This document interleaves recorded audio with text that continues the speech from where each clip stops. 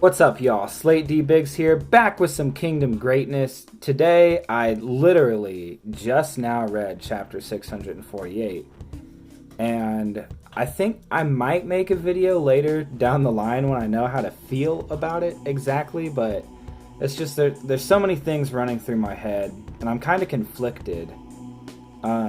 So if you watch my last video, you know that I was super excited. I was wholly prepared for a whole arc featuring Ryofui, not in an antagonist kind of way. I didn't think he was going to play that role, but this chapter definitely threw me through a loop.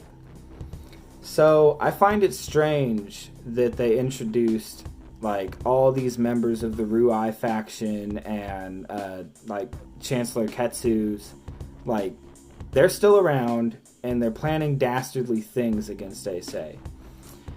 And Ryofui, I was about to call him Lubue, was working adamantly to try and quell them, and that doesn't seem to get resolved in this chapter. And the reason why that surprises me is because the whole Ryofui situation. So basically what this chapter is, essentially, is it's Ei Sei and Ryofui meeting up, having a little chit-chat.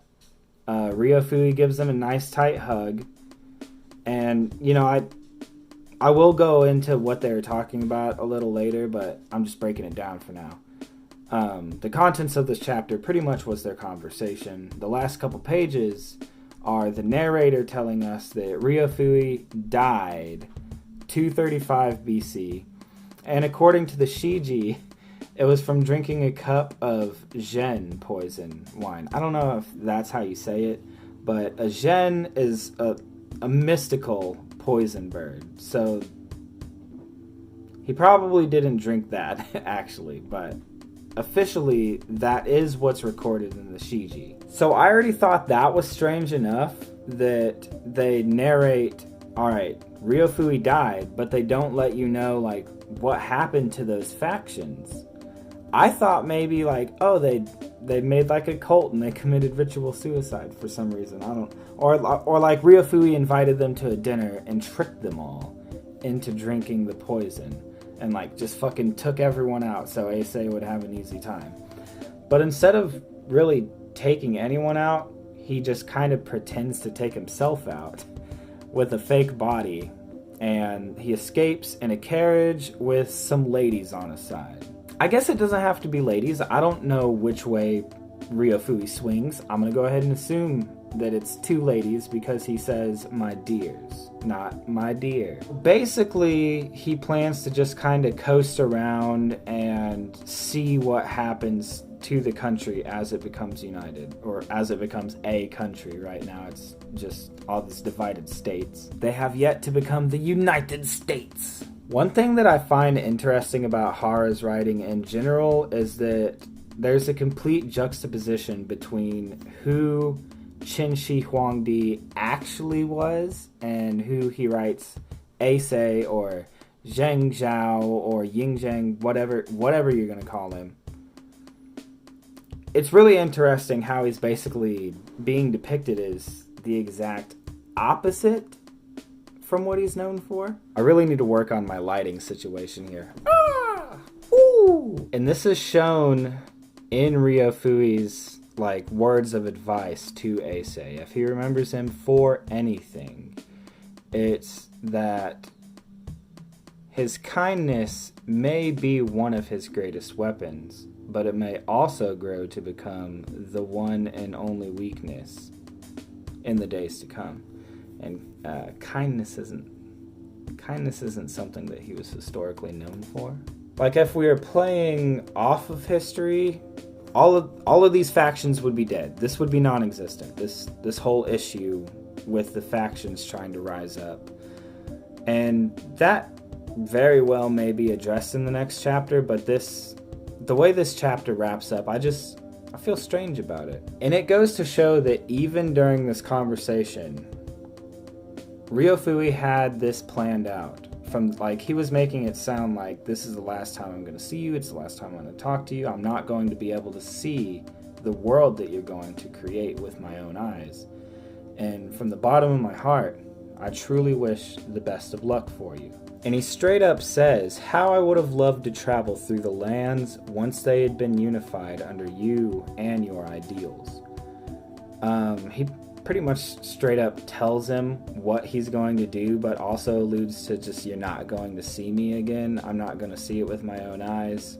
I would have loved to see it. That's actually what I'm doing. At some point, he was going to lose everything and be executed just for being him. So his fear that he would be executed does show in this chapter, but he doesn't outright say it, and you can't see it on his face, because that's not the kind of man that Ryofui is.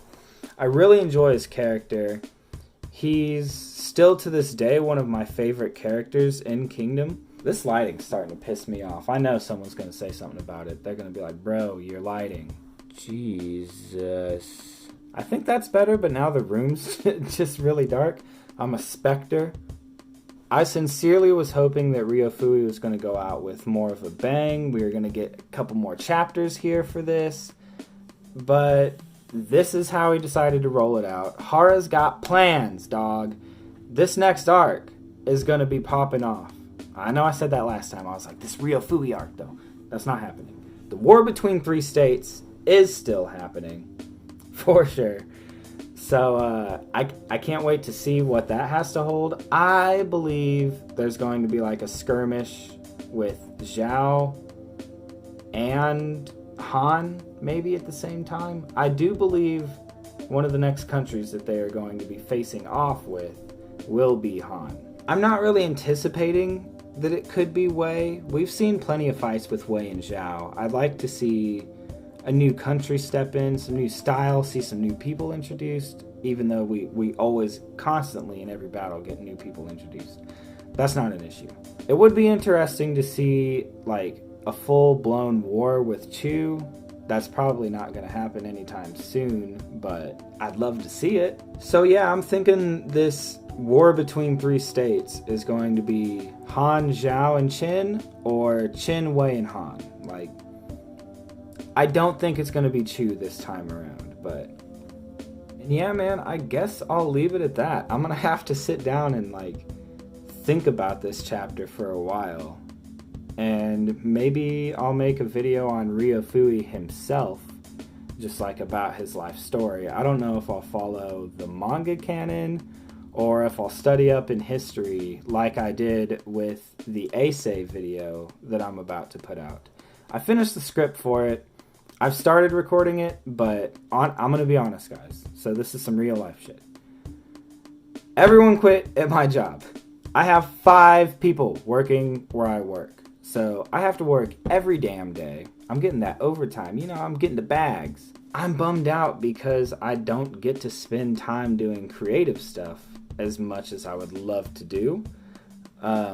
This freaking... everything's crazy right now. And you know, the world's falling apart. It's looking like it's falling apart anyway. Who knows? I do know that something I can look forward to every week is Kingdom, talking about Kingdom, and interacting with everyone that follows the channel. I don't know why I stumbled over that. Thank you guys for watching the video. If you got to this point, you know, maybe you should think about subscribing. You're a Kingdom fan, you like Kingdom. I got the Kingdom content, baby. And leave a comment. How did you all feel about this chapter? Were you expecting more from the Ryofui segment that we got? What do you think about him faking his death and just leaving to go explore? Like, I don't really know if it fits his character. Like, he can't... his whole life he's been a merchant. Like, he's gonna strike it big somewhere. They're gonna find out, like, oh, he didn't die. But if they officially announced his death like the narrator did it, then I don't see why he would be reintroduced later in the story, why there would be a need to do that. Hara doesn't really do that. Like, occasionally when something big happens, we'll see people in Chu and like the kings from other nations reacting pretty much just like either snickering or going, thank you guys for watching the video. I greatly appreciate it. Hope you guys are having a easier week than me. And I'll probably see you next when I upload that Ei Sei video. Like I said, I'm working on it. You know, I keep hyping it up. It's been a couple weeks. It's haven't had as much time as I would have liked to work on it, honestly. But that's all. Peace out.